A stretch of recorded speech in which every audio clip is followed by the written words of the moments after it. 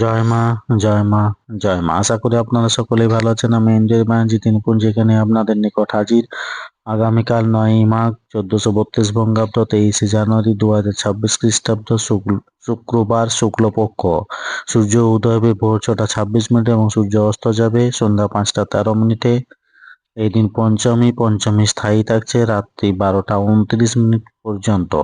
পূর্ব ভাদ্রপদ নক্ষত্র দুপুর 2টা 2 মিনিট পর্যন্ত। জাতক জাতিকার জন্মের ক্ষেত্রে কুম্ভ রাশি শূদ্রবর্ণ, মতান্তরে বৈশ্যবর্ণ, নরক নষ্টত্রী রাহুর ও বিংশত্রী বৃহস্পতির দশা। দুপুর 8টা 7 মিনিট পর মীন রাশি বিপ্রবর্ণ। দুপুর 2টো 22 মিনিট পর অষ্টত্রী শুক্রের ও বিংশত্রী শনির দশা। মৃত্যুর ক্ষেত্রে দ্বিপাদ দোষ। দুপুর 2টো 22 মিনিট পর কোনো দোষ নেই। যাত্রা নেই। শুভকর্ম বিক্রয় বাণিজ্য গো বিক্রয়াদি। দুপুর 2টো 2 মিনিটের মধ্যে নৌকা চালন, নৌকা যাত্রা, ভূমি ক্রয় বিক্রয়। দুপুর 2টো 2 মিনিট পর দেবতা গঠন, বিপন্ন আরম্ভ, ভিক্ষাধিপন, কারখানা আরম্ভ।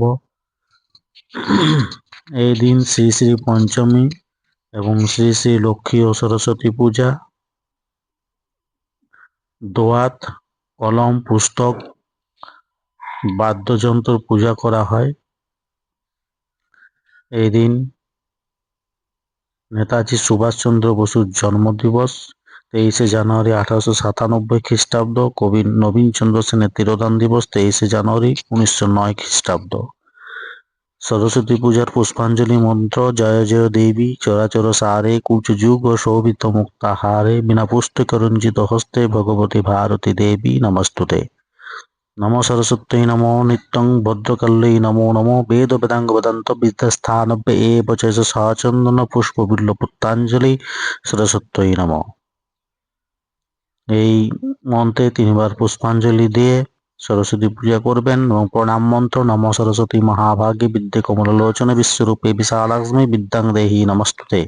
জয় জয় দেবী চরাচর সারে কুজযুগ শোভিত মুক্তাহারে বিনা রঞ্জিত পুস্তক হস্তে ভগবতী ভারতী দেবী নমস্তুতে। শুক্রবারে চুল দাড়ি নখ কাটা উচিত নয়। ধন্যবাদ। সকলে ভালো থাকুন, সুস্থ থাকুন, অপরকে সুস্থ রাখুন। জয় মা।